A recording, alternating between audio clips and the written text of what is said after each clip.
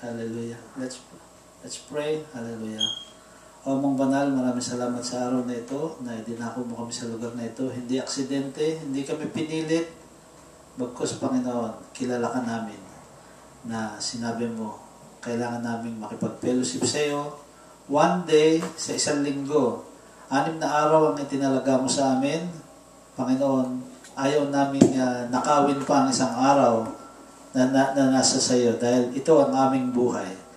Kung kami ay laging mong kakapellowship, ay napapagpala kami, nagkakaroon ng kagalingan, lahat ng pangangailangan namin ay natutustusan mo, Panginoon. Kaya hindi kami naririto na kami ay may pumilit o may nagtulak sa amin. Bagkus, ito ang aming obligasyon na sinabi mo, 2-3 nagkatipon sa aming pangalan, ikaw ay nasa aming kalagitnaan.